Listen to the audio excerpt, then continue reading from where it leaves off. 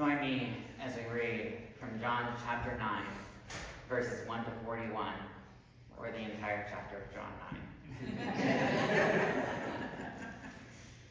As he walked along, he saw a blind man from birth. His disciples asked him, "Rabbi, who sinned, this man or his parents, so that he was born blind?" And Jesus answered, "Neither this man nor his parents sinned. He was born blind so that God's works might be revealed in him.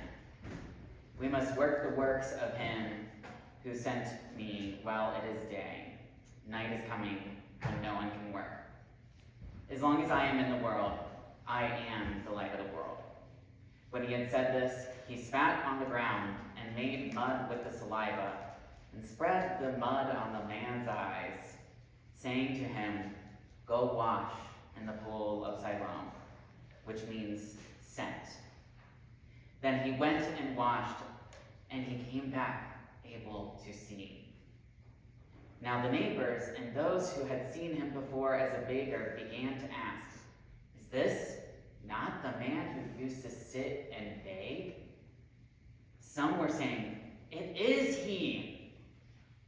Others were saying, "No, but it is someone like him." And he kept saying, "I am the man." But they kept asking him, "Then how were your eyes opened?" And he answered, the man called Jesus made mud, spread it on my eyes, and said to me, "Go to Siloam and wash." Then I went and washed, and I received my sight. And they said to him, "Where is he?" He said, "I don't know." They brought to the Pharisees the man who had formerly been blind. Now it was the Sabbath day when Jesus made the mud and opened his eyes. And then the Pharisees also began to ask him how he had received his sight. And he said to them, "He put mud on my eyes, then I washed, and now I see." Some of the Pharisees said, "This man is not from God, for he does not observe the Sabbath." But others said, "How can a man who is a sinner perform such signs?" And they were divided. So they said again to the blind man, "What do you say about him? It was your eyes he opened." And he said, "He is a prophet." The Jews did not believe that he had been blind and had received his sight until they called the parents of the man who had received his sight and asked them, "Is this your son, who you say was born blind? How then does he now see?" And his parents answered, "We know that this is our son and that he was born blind, but we do not know how it is that he now sees. Nor do we know who opened his eyes. Ask him, he is of age. He will speak for himself." His parents said this because they were afraid of the Jews. For the Jews had already agreed that anyone who confessed Jesus to be the Messiah would be put out of the synagogue. Therefore his parents said, "He is of age. Ask him." So for the second time they called the man who had been born blind, and they said to him, "Give glory to God. We know that this man is a sinner." And he answered, "I do not know whether he is a sinner, but one thing I do know is that though I was blind, now I see." And they said to him, "What did he do to you? How did he open your eyes?" And he answered them, "I have told you already, and you would not listen. Why do you want to hear it again? Do you also want to become his disciples?" Then they reviled him, saying, "You are his disciple, but we are disciples of Moses. We know that God has spoken to Moses, but as for this man, we do not know where he comes from." And the man answered, "Here is an astonishing thing. You do not know where he comes from, and yet he opened my eyes. We know that God does not listen to sinners, but he does listen to one who worships him and obeys his will. Never since the world began has it been heard that anyone opened the eyes of a person born blind. If this man were not from God, he could do nothing." And they answered him, You were born entirely of sin, and are you trying to teach us? And so they drove him out. And Jesus heard that they had driven him out, and when he found him, he said, "Do you believe in the Son of Man?" And he answered, "And who is he, sir? Tell me, so that I may believe in him." And Jesus said to him, "You have seen him, and the one speaking with you is he." He said, "Lord, I believe," and he worshipped him. Jesus said, "I came into this world for judgment, so that those who do not see may see, and those who do see may become blind." Now some of the Pharisees near him heard this and said to him, "Surely we are not blind, are we?" And Jesus said to them, "If you were blind, you would not have sin. But now that you say we see, your sin remains." The word of God for the people of God. Thanks be to God. "I once was blind, but now I see. And at last I see the light. It's like the fog is lifted. And I can see the light of a clear blue morning." From hymns to Disney to the Great Dolly Parton, we are inundated with songs about sight being restored in one way or another. Sight is one of those 5 senses that we learn about in school. And on the surface, our story today may focus in many ways on the blind man no longer being the blind man. And we actually never even get his name. So even though his sight is given to him, we still identify him as someone who doesn't have sight. But what if we flip this story around to look at the other characters who actually had physical sight but still could not see? Now, we can't just keep calling him the blind man, because he isn't physically blind after the first few verses. So to keep him straight with some of the other people in this story, I'm going to call him Kyle. Jesus' own disciples are the first one who did not see. They see Kyle as either having committed some great sin, or that his parents are the ones who committed a sin. They are choosing not to see Kyle as someone who has encountered Jesus and been changed. Like so many in our world today, they choose to see Kyle as broken. All they see is sin, not the love that God has for God's people. Now, for many of us in the queer community, this is a story we know all too well. American Christianity continues to see queerness as some grave sin that we are committing.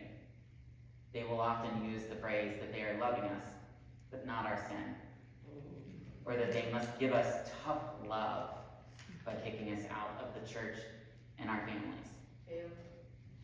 We know what it's like to only be seen as a sin and not the beloved that God has made us to be. Now, many queer movies and TV shows, they tell a story of coming out. We'll have a scene where the character finally begins to be seen. In Love, Simon from 2018, there is a wonderful scene where Simon sits down with his mom and she tells him how she has seen him. She expresses to him how he is still this person that he has always been. She tells him how she noticed that he had been holding his breath for years now and had been stifling himself. So in this beautiful and tear-filled moment, she tells him, "You get to exhale now. You get to be more you than you have been in a long time." When I saw this movie in the theater, and often, honestly, to this day, it's a scene that will open the floodgates of tears for me, because it is this expression of being seen that the church didn't give me for so long. Not being seen as a sin to being seen as beloved was a shift in sight that so many queer people and other marginalized people still have not had. But now we journey on to Kyle's neighbors, who have mostly just been scratching their heads at this point in the story. They are debating over whether this is really Kyle, because he's not blind and he's not begging. And honestly, this scene often makes me laugh because it's kind of like a comical version of Invasion of the Body Snatchers. Their answer is to go in search of who Kyle is claiming to have given him sight. But the only head-scratching problem here is that he doesn't really know who that was. Like so many in our lives, Kyle's neighbors are people who don't recognize the person standing before them. When people who have been pushed out of the church or their families come back after they begin to see how beloved they are, the community doesn't see them as the same person. They are often confused by the new affirmation of love that the person has for themselves. In many ways, we all have our stories in our lives where we went back home and the people still see us as the story of being an awkward teenager who didn't know who they were. I'm sure we have all heard at one point or another, I remember when you were this tall, or I held you in my arms when you were a baby. While these are nice to hear, it is often because the person hasn't seen our journey and they only have this picture of us from back then. Now we journey to Kyle, the Pharisees, that Kyle and his neighbors go to. Maybe it was one of them that healed Kyle. Unfortunately, the Pharisees are really only concerned that Kyle wasn't given his sight in the correct way. How dared this man, that we still don't know by the way, do something on the Sabbath? It's forbidden. Like the Pharisees, evangelicals will expect that someone be healed in a very specific way or place. If it isn't in a church setting, then it doesn't count. If it wasn't by setting aside their life of sin for the life Jesus calls us to, you're not actually healed. And this is where anger can really set in. To be told that you haven't found Jesus in the right way is annoying and really shows how many people don't actually know Jesus. Each year at Pride, even though I've been doing this for several years now, I'm always amazed at the amount of people that are truly, and I mean truly excited to see us at Pride with our adventurous living room setup. Now the pain that is held by the queer community towards the church is real and it's raw. They know what it's like to be told that you didn't find God in the right way. If they don't actually follow a set of rules laid out, how can they have actually begun to love Jesus? Now, on to Kyle's parents. Their responses also crack me up. They basically say, well, he's an adult. He made his choices. That's not our problem. Even though their response is laughable in many ways, the pain that Kyle must feel at this point. To be told by his parents that they don't really care enough to figure out what's going on must sting. For those of us who are marginalized, we know a thing or two about being shoved out the door by a family. Often a family that chooses to shove someone out the door does so, honestly, because they are afraid of the change that could happen. Could we be kicked out of the church for even spending time with our child? Could we be changed by listening to the story of our child? And this is where the phrase chosen family comes into the story. And because the Bible only loves to give us so many details, I often have wondered what sort of community Kyle was forming while he was blind and baking.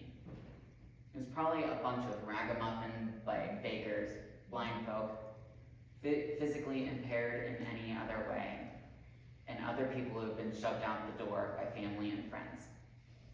These people sitting near the pool of Siloam day after day must have begun to form a family of their own. The people who couldn't talk would lead the blind to a spot. Those who couldn't walk would be lifted up by those who could do so to a spot where they wouldn't get trampled on. There was always someone who would keep watch on the weather to make sure that they didn't get soaked.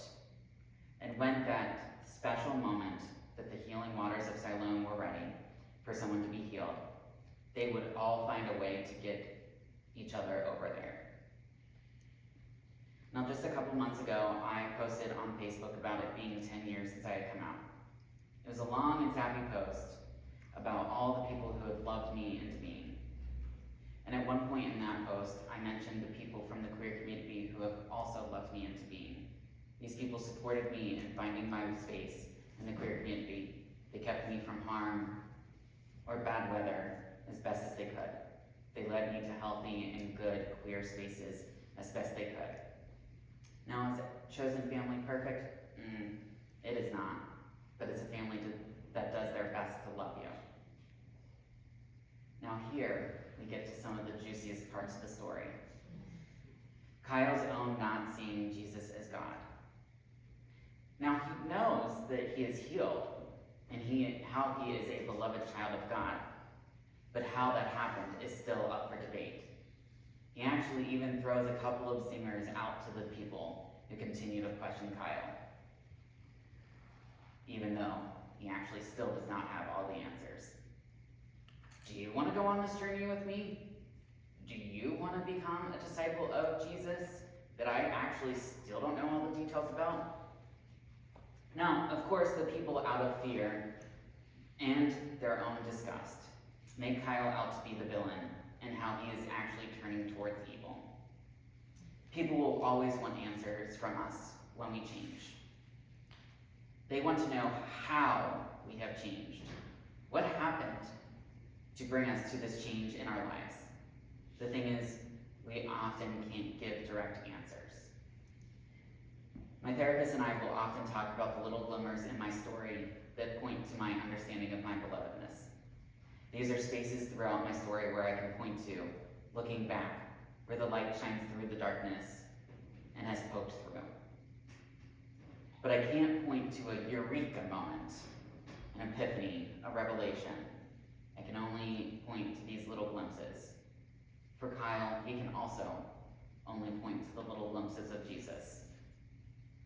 And the final moment in this story for Kyle is meeting Jesus again, but with a new perspective. Kyle asks the question. He wants to know and love Jesus. And it isn't some great sinner's prayer that he said. It isn't this big moment with Jesus shining so bright on a mountaintop either. It is this little moment where Jesus is just there with Kyle, loving him. And the Pharisees, in all their lovely wisdom, see this moment and wonder if they are blind. They surely could not be wrong about things after all of this time. Jesus has been there the whole time, and yet they could not see God in their very midst.